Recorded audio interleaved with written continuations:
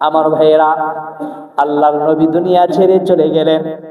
আল্লাহর নবী বলেন, ইন্নাল উলামা ওয়ারাসাতুল আম্বিয়া।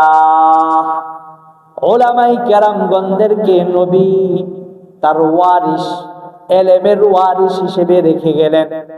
নবীর দায়িত্ব পালন করার জন্য ওয়ারিস হিসেবে রেখে গেলেন। কিয়ামত পর্যন্ত হক্কানি উলামায়ে কেরামগণ নবীদের ওয়ারিস হিসেবে সঠিক কোরআন সুন্নাহর ইলমটা সাধারণ জনগণের কাছে পৌঁছায়া দেওয়ার দায়িত্ব, ঠিক না বেঠিক? আমার বন্ধুগণ, এদেশের ভিতরে এক এক সময় এক একটা কুফরি মাথাচাড়া দিয়ে ওঠে। এদেশের ভিতরে এক এক সময় এক একটা বাতিল তারা মাথাচাড়া দিয়ে ওঠে। তারা এদেশের জনগণকে মাঝে মধ্যে নাড়াচাড়া দিয়ে দেখে এদেশের মুসলমানরা ঘুমন্ত নাকি জাগ্রত। এবার আপনারা বলেন, আপনারা ঘুমন্ত না জাগ্রত? যদি জাগ্রত হয়ে থাকেন, আগামী কালকের সমাবেশে যেতে হবে। মনে আছে? ভুলে যান নাই? ডাক দিছে কারা? উলামায়ে কেরামগণ। উলামায়ে কেরাম, ইন্নাল উলামা ওয়ারাসাতুল আম্বিয়া, নবীদের ওয়ারিস উলামায়ে কেরামগণ ঈমানি দায়িত্ব পালন করার জন্য তারা সারা বাংলাদেশের মুসলমানদেরকে সোহরাওয়ার্দী উদ্যানে ডাক দিয়েছেন। আগামীকাল সকাল 9 বাজে এই সম্মেলন শুরু হবে, ঠিক না বেঠিক? দাওয়াত পাইছেন সবাই? যাবেন তো নাকি কাজের দোহাই দিয়ে যে না শনিবার দিন 2টা দিন পরে কাজ শুরু হইলো, কাজটা করি? অন্যরা তো যাইতেছে, সমস্যা কি? অন্যদের ঈমান কি আপনারে ভাগ করে দেওয়া হবে নাকি আপনার ঈমান আপনার অর্জন করতে হবে? এক রাজা তার সকল প্রজাদেরকে পরীক্ষা করতে চাইলেন। কি পরীক্ষা? যে আমার প্রজারা আমার কথা মানে কিনা। এটা যাচাই বাছাই করার জন্য রাজা একটা কূপ খনন করলো, বড় একটা কূপ খনন করলো। খনন করে রাষ্ট্রীয়ভাবে ঘোষণা করে দেওয়া হলো, এই দেশে যারা বসবাস করে তারা প্রত্যেকেই 1 বালতি করে দুধ এনে এই কূপটা ভরতে হবে। এই কূপটা এটা দুধের কূপ হবে।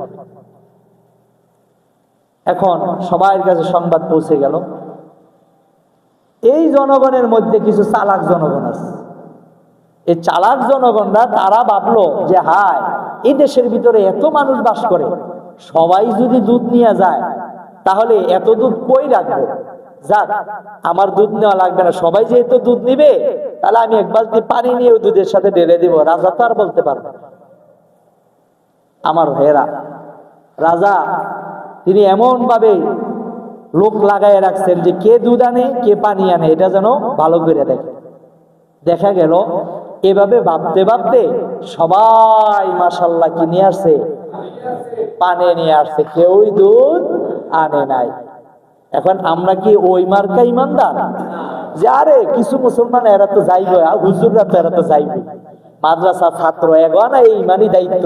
আমগো ইমানি দায়িত্ব কি এগুলো নাকি? আমগো কাজ হলো ব্যবসা করবো, বিল্ডিং বানাবো, আরামে থাকবো, আর ঘুমাবো, খামো, আর যখন ফেসবুকে এটি ছাড়বো আমরা একটু দেখো, লেখবো আলহামদুলিল্লাহ মাশাআল্লাহ। শুধু এতটুকু দায়িত্ব আমাদের? দায়িত্ব এতটুকু? ইমানি দায়িত্ব এমনও হতে পারে হঠাৎ আপনার জিহাদের ডাক এসে যাবে, তখন আপনি ঘরে বসে থাকবেন?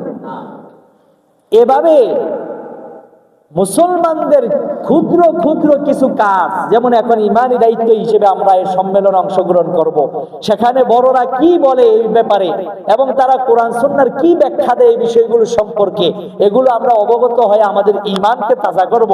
আমাদের কারো মনে প্রশ্ন থাকলে সেগুলো ক্লিয়ার করব। করে করে আস্তে আস্তে আমার ইমানটাকে ঘষা মাজা করতে করতে চকচক করে হীরার চেয়ে আরো দামি বানাইতে হবে, ঠিক না বেঠিক? তখন আপনাকে জিহাদের ডাক দিলে আপনি নিজের বুকটা চিতিয়ে দিবেন যে দাও আমাকে, যদি গুলি করতে পারো, কিন্তু ইসলামের পতাকা উড্ডীন করার জন্য নিজের জীবন দিয়ে দিব, এরপরে একটু পিছপাও হব না।